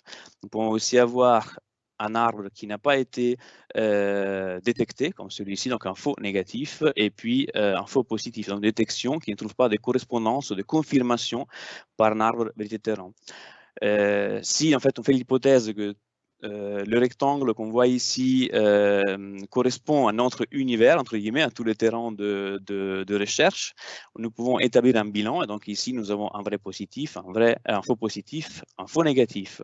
Si on revient donc sur la visualisation 3D, aussi pour avoir une intuition de ce qui s'est passé, on voit effectivement donc un faux négatif ici, donc un arbre qui aurait dû être détecté mais qui n'a pas été détecté. En fait, ici, ça s'explique par le fait que ce nuage de points là, qui était coloré donc en marron, il a un centroïde, un centre de gravité qui est trop décalé par rapport à l'arbre qui était ici attendu. Donc la distance dépasse le mètre de précision demandé. Nous avons des vrais positifs aussi, heureusement, comme je vous disais, mais aussi, on a aussi un faux positif ici. On voit qu'il y a un poteau qui a été détecté comme étant un arbre. Tout cela, en fait, aussi, cette visualisation, le fait de pouvoir remettre ces points colorés sur une visualisation 3D est un résultat d'un algorithme de certains scripts de traitement de la donnée que nous avons développé de manière spécifique à Fason dans le cadre de ce projet. Il y a aussi des exemples plus complexes. Par exemple, on peut avoir une détection qui souhaiterait être mise en correspondance avec deux arbres de terrain. Donc, on le voit ici à gauche, les objets en vert. On a aussi parfois, on peut avoir, et on l'a même vu, deux détections, D2 et D3, qui sont en compétition pour le même, vis-à-vis du même arbre vétéran. Et donc, même dans ce cas-là plus compliqué, nous avons réussi à concevoir un algorithme permettant de produire les bons bilans, donc en termes de nombre de comptages de vrais et faux positifs et de faux négatifs. Les comptages sont des grandeurs extensives qui dépendent donc de la taille de l'échelle du système. Il est préférable de passer à des métriques, à des mesures relatives, des grandeurs intensives, faisant donc abstraction du fait que nous avions plus ou moins d'arbres en fait dans nos secteurs de test. Juste vous me confirmez que vous voyez toujours mon écran avec le support. C'est parfait, ok. Et donc on parle de métriques comme la précision de l'appel, le score F1. Par exemple, l'interprétation qu'on peut faire de la précision est la suivante. Si la précision est égale à 1, donc à 100%, donc une précision totale, ça veut dire que toutes les détections sont OK, sont bonnes. Il n'y a pas de faux positifs. Si le rappel est égal à 1, donc égal à 100%, on peut dire que tous les arbres attendus ont été détectés. Donc, il n'y a pas de faux négatifs. Comme je vous disais, comme je vous ai anticipé, nous avons souhaité étudier la dépendance de ces 2, voire 3 métriques, donc ces 3 grandeurs intensives, vis-à-vis des paramètres que Terrascan et DFT permettent de régler. Je vous montre ici donc un exemple avec l'outil DFT, Digi.Forestry Toolbox. Nous avons 2 exemples. Le premier, c'est un exemple de paramètres ayant un faible impact sur les métriques. Donc, on voit que même si on passe de la valeur 1 à la valeur 6, la variation en termes de précision ou bien de rappel est moindre. Alors que dans les cas du deuxième exemple, nous voyons que ce paramètre, le rayon de recherche, a un fort impact sur les métriques. Et on voit aussi bien ici que nous sommes amenés à faire des choix. Souhaitons-nous privilégier la précision ou bien le rappel, étant donné qu'on voit ici qu'on ne peut pas avoir les 2 choses en même temps. Et donc, comme je vous avais dit tout à l'heure, mais je le répète rapidement, il est essentiel d'échanger avec les experts métiers, de se mettre d'accord, de se synchroniser aussi sur un langage commun afin d'expliquer la démarche et de décider de certaine orientation ensemble. Dans ce cas ici, ce qui était demandé par les experts métiers... Alessandro, oui. Alessandro, désolé de te couper, mais tes slides n'ont pas l'air d'avancer là. Ah. Vous êtes donc toujours sur la diapositive qui porte la définition des métriques? Oui. OK. Alors, je viens de désactiver et réactiver le partage. Mon ordinateur est vraiment à genoux, le pauvre. Et malgré les 12 cœurs, il est vraiment, il fatigue. Et donc, là, j'essaie de réactiver le partage d'écran, mais j'en profite aussi pour vous parler entre-temps. En fait, vous verrez, il y aura un diagramme avec 2 comportements différents. En fait, il y a deux paramètres qui interviennent dans la détection par DFT. Il y a un paramètre qui a un faible impact sur les métriques et l'autre qui a un fort impact. Vous ne voyez pas encore mon écran, j'imagine, malgré mon action. Non, maintenant, vous le voyez? Mais j'essaie je parle quand même. Et donc, les paramètres peuvent avoir un impact plus ou moins important sur ces métriques, pas seulement les paramètres de la détection automatique, mais aussi les pré-traitements que nous pouvons appliquer au nuage de points à l'entrée. Donc, vous ne voyez pas encore, malheureusement. En fait, faites-moi confiance. Il y a c'est tout bon. Et c'est parfait, alors. Donc, il y a des opérations de nettoyage que nous pouvons appliquer à la donnée source. tout comme il y a des opérations de reclassification des points qui peuvent être aussi appliquées. Comme vous le voyez ici dans cette diapositive et la précédente aussi, nous avons mené ce genre d'intervention toujours de manière contrôlée vis-à-vis des métriques résultant de cette comparaison algorithmique entre les segmentations et les données de terrain. Dans cette dernière diapositive, je ne sais pas si vous voyez donc cette trajectoire qui représente notre point de départ. Je ne sais pas si vous pouvez me confirmer, Raphaël, si vous voyez ce diagramme, il y a une trajectoire. Oui. Donc, OK, c'est parfait. Donc, le point de départ, c'est la losange ici rouge en bas à gauche. C'est le résultat d'une détection effectuée par Terrascan avec la méthode de Trank en utilisant deux paramètres par défaut.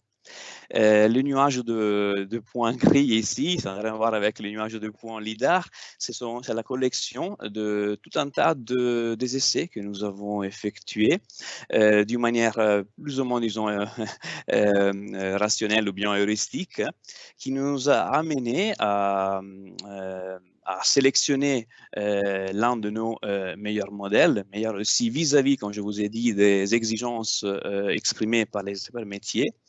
Et donc, c'est cette losange orange. Donc, on voit qu'il y a quand même une belle augmentation, amélioration en termes de à la fois précision et rappel. Et puis, les deux derniers points que nous voyons ici sont les résultats de la détection appliquée à des données LIDAR, des nuages de points, donc nettoyés et puis reclassifiés. Et c'était donc ma dernière diapositive. Je peux repasser la parole à Marc pour les conclusions. Je propose qu'on reste sur ta présentation. Ah mince, trop tard parce que je viens de désactiver le partage. J'essaie de rétablir au plus vite. Voilà, je ne sais pas si vous voyez mon écran. Avec les apports du projet. Alors, au niveau apport du projet, c'est clair que donc on a réussi à créer un pool de compétences avec ces experts LIDAR, experts data science et experts métiers. Donc, je pense que chacun des trois catégories a pu progresser dans la compréhension de cette thématique de l'apport de la data science, de l'apport de ces données LIDAR, pour essayer d'atteindre ces objectifs qui étaient hyper ambitieux, on a vu, en fait, qui ont été présentés au début. Donc ça, c'est vraiment quelque chose d'extrêmement intéressant. Et puis pour le prochain slide, donc on a pu optimiser les algorithmes. Donc nous, on utilisait ces algorithmes au niveau du canton depuis des années, mais là, en ayant des chercheurs qui ont fait tourner des centaines de paramètres différents, on a pu optimiser ces algorithmes. Et on a pu avoir aussi des résultats dont la qualité, elle peut être appréciée grâce aussi à la data science, avec ces notions de score F1 et recall, en fait, et précision. Donc ça nous offre aussi des informations pour planifier nos prochains relevés en voyant ce qu'apporte la densité et quelle est la densité optimale pour avoir le résultat qu'on souhaite et pour calculer des produits, je dirais, optimaux pour nos services forestiers. Donc voilà, c'était un peu une présentation relativement rapide. Et donc si certains sont utilisés à avoir un peu plus d'informations à creuser, donc il y aura un forum, une matinée complète sur cette thématique des solutions digitales pour mieux connaître les arbres qui aura lieu le 29 mars en ligne aussi. Donc je mettrai un lien sur l'événement dans ma présentation. Je vous remercie pour votre attention et puis on est là pour répondre à vos questions. Parfait, merci beaucoup Marc. Alors je vais reprendre la main et puis partager avec tout le monde les questions. Donc on va essayer, on a plus ou moins rempli le temps à partir. Donc je remercie ceux qui sont encore en ligne et qui souhaitent rester pour les questions, puisqu'on va essayer de répondre à toutes ces questions qui ont été mises. En commençant, so the first one is for Mila. How do you deal with contested area where, example, nomads and newly settled claim the same territory?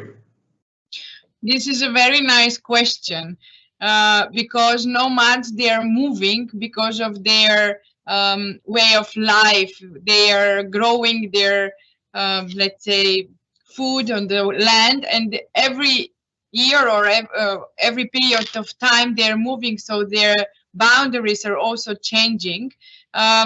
It's not our point to deal with. This is a country-based approach that the country and the regulations on their country should deal with. Our job stops to the moment where we can define the boundaries on the images. In this context, it's completely complicated, super complicated. So the image-based approach maybe is not the best option for this kind of problem. These are basically dynamic boundaries. The same problem we might have where the boundaries are close to rivers or coastlines, which we also call dynamic boundaries, because due to the water movements and the raising of the water, those boundaries are always in a constant change.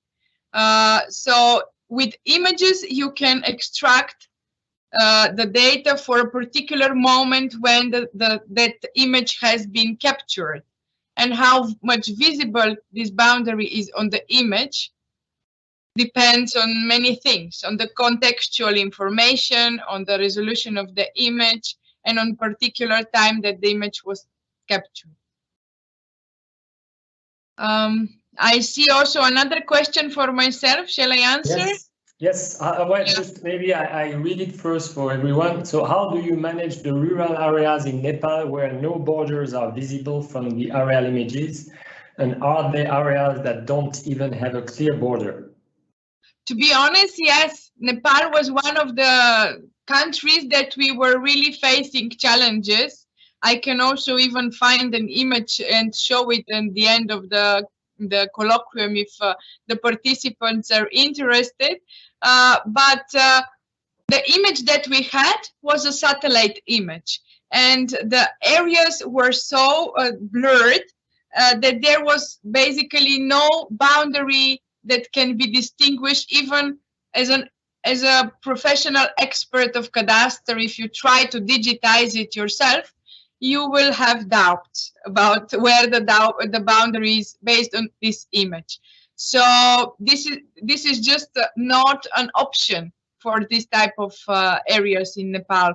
Of course, this we don't talk about the whole Nepal, but I had in mind explicitly the images that we had access. They were a little bit more rural lands, and we kind of assumed that rural lands will be more visible than urban areas. But we were wrong. From satellite images, it was really impossible, explicitly those one that we had, to identify any boundaries. I can give an example if there is a time after that. Okay. Of the image. Yeah. Thanks, Mila. So next question was raised in English, so let's keep English for now. And it's for Mark. Can you find trees that are dealing badly with climate change by looking at the temporal changes? Yes, we do this. Now we have several LiDAR of the whole canton, so we can check out the differences. And there is also this aim to detect dead trees from LiDAR. Okay, another source, to comment on that, another source of data is, of course, satellite data to see how trees are also impacted by the vegetation, or when it's dry and so on. And we have the canton of Jura, which is one of the cantons that has been working on that as well, looking at satellite images for monitoring the health of the trees. That's right. It's always a combination now of LiDAR data and on aerial imagery to do this kind of analysis. Ok, la prochaine question, comment accéder aux présentations, ou du moins aux liens inclus dans la présentation? Donc là, toutes les présentations qui ont été faites ce matin, intégrant évidemment les liens, seront mis en ligne sur le site du colloque de Suisse Topo. Donc probablement en début de semaine prochaine, vous pourrez y accéder. La présentation qu'on fait actuellement est aussi enregistrée, donc vous pouvez revoir des parties de la vidéo si ça vous intéresse. Ensuite, prochaine question. Eine Frage für Helge. So werden jedes Jahr Datenerfassungskampagnen durchgeführt, die über die ganze Schweiz verteilt sind, die Machine Learning-Algorithmen zu füttern. Genau, das spricht einen sehr guten Punkt an. Und zwar haben wir dieses Jahr, zumindest soweit ich weiß, das erste Mal wirklich eine sehr groß angelegte Kampagne entlang des Klimagradienten von wirklich der Romandie bis in die Ostschweiz in der Schweiz gestartet. Aktuell sind 6 Personen von uns unterwegs im Feld, die alle 2 Wochen Daten sammeln. Das ist zum Beispiel dann Biomasseproben nehmen, um dann halt zum Beispiel Blattflächen zu bestimmen, die Inhaltsstoffe zu bestimmen und die dann nachher im Labor zu verarbeiten. Und wir planen das jetzt erstmal auch in den nächsten Jahren so zu machen, bis wir halt wirklich sicher sind, dass, und das geht auch auf die zweite Frage, die da unten dann steht, bis wir wissen, wie übertragbar und wie gut eigentlich die Modelle ja, funktionieren. Das ist ein Riesenaufwand, sowas zu machen, und aktuell können wir das eigentlich nur stemmen, da wir Gott sei Dank ja, über die ETH an gute Studenten gekommen sind, die uns dabei unterstützen, und dadurch, dass wir tolle Partner haben, also das sind verschiedene Landwirtschaftsschulen, die uns dabei unterstützen, auch mit ihrem eigenen Personal, also zum Beispiel der Strickhof in Zürich oder der Aredenberg im Thurgau oder die Swiss Future Farm auch. Oder auch die Haffel in Bern, die uns wirklich super unterstützen dabei. Ansonsten wäre sowas nicht möglich. Aber ohne das geht es eben nicht. Und das heißt, kurze Antwort, ja, genau machen wir. Und wir versuchen das auch für die nächsten Jahre erstmal weiter fortzuführen, bis wir robuste Modelle bekommen haben. Genau, das ist die eine Sache. Und dann zu der zeitlichen Übertragbarkeit, zur Frage, die dann auch dann später unten kommt. Das ist ein sehr großes Thema, also das ist auch Forschungsgegenstand schon gewesen. Ich habe mich da auch in meiner Karriere schon mehr mit beschäftigt, und das zeigt eigentlich, dass halt eben die Übertragbarkeit nicht unbedingt gegeben ist. Das hat verschiedene Faktoren. Das hängt mit vielen Faktoren zusammen. Das erste ist, dass halt natürlich die Pflanzen je nach Klima und Boden auch etwas anders wachsen. Das hat damit zu tun, dass die Saat unterschiedlich sein kann, also der Reihenabstand kann sich unterschiedlich sein. Das wirkt sich dann wiederum aufs Pflanzenwachstum aus und auf das, was wir vom Satellit sehen. Das kann aber auch zum Beispiel mit den verschiedenen Sorten zusammenhängen. Also es gibt ja nicht nur zum Beispiel eine Sorte vom Weizen, sondern es gibt ja viele verschiedene Sorten vom Weizen, die sich dann unterscheiden im Hinblick auf ihren Blattwinkel. Und der Blattwinkel wiederum hat dann einen Einfluss darauf, was wir vom Satelliten aus beispielsweise sehen. Und diese Einflüsse müssen wir sozusagen normalisieren, um wirklich verlässliche Modelle dann am Ende des Tages generieren zu können. Und da aber noch auch vielleicht ein weiteres Ding bei uns, die Philosophie bei uns im Haus, also bei Agroscope, ist nicht, dass wir jetzt nur Satellitendaten nehmen, um dann damit halt das abschätzen zu können, sondern wir benutzen, oder die Idee am Ende ist, dass wir Satellitendaten benutzen, um physikalisch basierte Modelle zu füttern, die dann auch eben Bodendaten mit einbeziehen, die auch die Klimadaten, die wir ja Gott sei Dank in der Schweiz relativ gut haben, oder die meteorologischen Daten mit einbeziehen, um dann halt auch die Verlässlichkeit der Modelle zu steigern. Und das zeigt eben auch, vielleicht nochmal auch, um auf dieses Stichwort Spatial Data Science zurückzukommen, es reicht bei solchen Fragestellungen nicht aus, dass man einfach eine Quelle von Daten nimmt, sondern man muss auch da viele verschiedene Quellen von Daten miteinander verknüpfen, um dann wirklich am Ende verlässliche Aussagen zu treffen bei diesen komplexen Fragestellungen. Okay, merci Elie. Et la dernière question est celle de savoir pourquoi finalement, quel est l'objectif ou le but d'inventorier les arbres. Je ne sais pas Marc si tu veux commenter ou expliquer les raisons qui font que des cantons comme Neuchâtel souhaitent répertorier leurs arbres.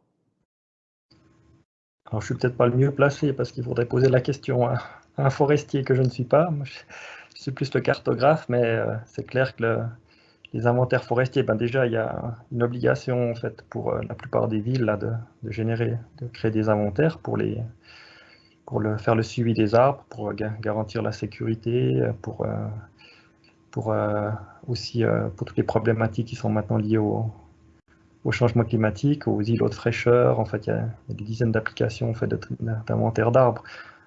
Ça devient en fait un élément indispensable hein, maintenant, comme d'avoir pour une carte, pour une ville, d'avoir les bâtiments. Parfois, il faut avoir les arbres. En fait, c'est un élément indispensable pour l'urbanisme aussi.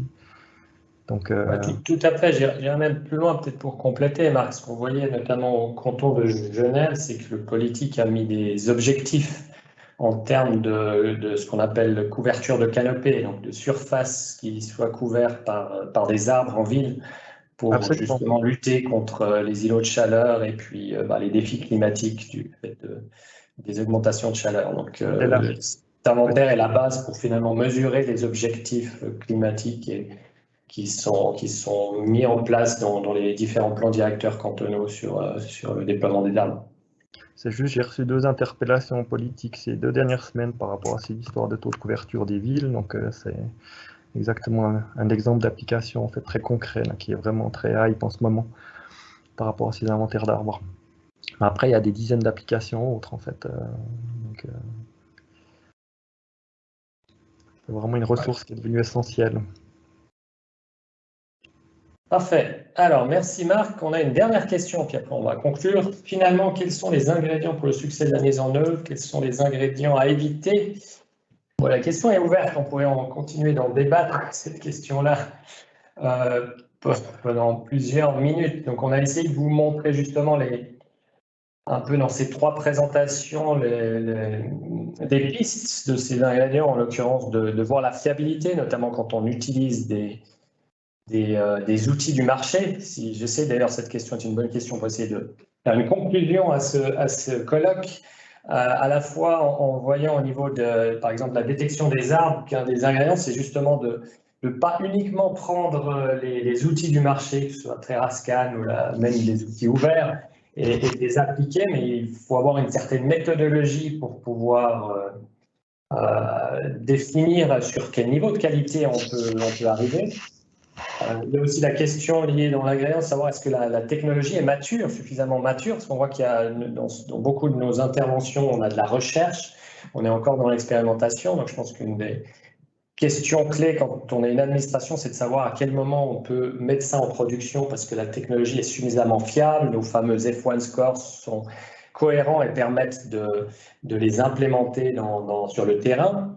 Une autre chose qu'on voyait dans l'intervention de Mila, c'était la partie du travail entre la technologie et puis les experts métiers qui vont ensuite pouvoir vérifier et valider que les données sont justes, les interpréter. Et c'est ce qui apparaissait aussi d'ailleurs dans la présentation de Helge là-dessus. Et puis on voit les différents projets, la maturité varie d'un à l'autre. Notamment le projet sur la classification des cultures. On voit que pour certains types de cultures, on arrive à des précisions suffisamment bonnes pour maintenant passer à l'étape d'après et la mise en production.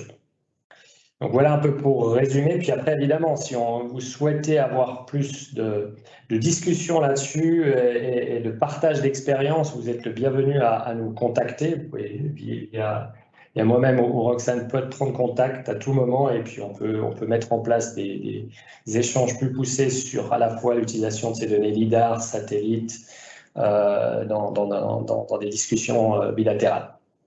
Je vous remercie du coup pour votre attention et puis la dernière tâche que j'avais à faire aujourd'hui, c'est d'annoncer le prochain colloque. Donc vous pouvez, si vous ne l'avez pas encore noté, la date, le prochain colloque a lieu vendredi prochain, donc le 18, et la thématique sera les répertoires officiels des rues.